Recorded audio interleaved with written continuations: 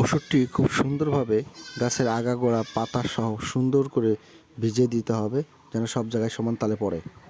অটোস্টিন 50 WP carbendazim. এটি প্রতিরোধক ও প্রতিষেধক গুণসম্পন্ন ছত্রাক।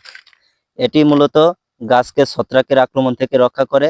এটি প্রতিরোধক ও প্রতিষেধক দুইভাবেই কার্যকরী বিধায় ফসলের আক্রমণ হওয়ার পূর্বেই অস্টিন 50 WG প্রয়োগ করলে এর প্রতিরোধ ক্রিয়ার মাধ্যমে ফসলের রোগ আক্রমণ থেকে রক্ষা করে।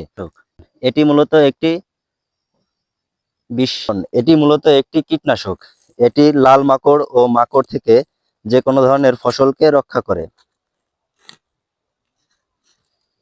এটি একটি কীটনাশক যা ফসলের জাপ পোকা, সাদামাছি, গলমাছি ইত্যাদি ফসল রোগবালাই থেকে ফসলকে রক্ষা করে থাকে। বিস-এস-এল এটি প্রয়োগে ফসলের পোকামাকড় দমন হয়। এটি ফসলে ব্যবহার মাত্রা প্রতি কাপে 5 মিলি করে ব্যবহার করতে হবে। ওবেরন এটি প্রতি হেক্টরে 500 মিলি করে ব্যবহার করতে হবে। তো এটি মূলত একটি ছত্রাকনাশক যা প্রতি হেক্টরে 500 মিলি করে ব্যবহার করতে হবে। কার্বেন্ডাজিম এটি ফসলের প্রতি লিটার পানিতে 2 গ্রাম করে ব্যবহার করতে হবে।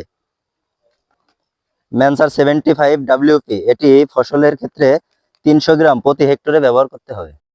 আপনাদের আজকে দেখাতে চলেছি পেঁপে গাছের রোগবালাই সম্পর্কে এবং এই ধরনের রোগ হলে আপনারা মূলত কোন জাতীয় ঔষধ ব্যবহার করবেন এবং কতটুকু মাত্রায় কতটুকু ব্যবহার করবেন এটা আজকে আপনাদের ভিডিওর মাধ্যমে তুলে ধরব।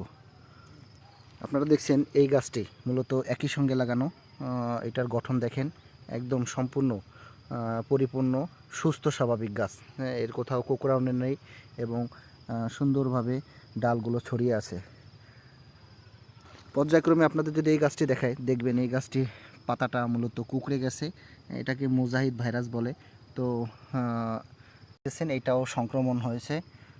তো আসলে গোড়া পচা এবং ছত্রাকের আক্রমণে মূলত একটি গাছ আপনাকে নষ্ট করে দিতে পারে। মাধ্যমে যে আপনার গাছ সতেজ সবল রাখতে হলে এবং রোগ প্রতিরোধ থেকে রক্ষা পেতে হলে আপনাদের কি কি ওষুধ ব্যবহার করতে হবে, একটি গাছকে সুস্থ সবল রাখার জন্য যে কীটনাশকগুলো ব্যবহার করব আপনাদের মাঝে আজকে তুলে ধরলাম।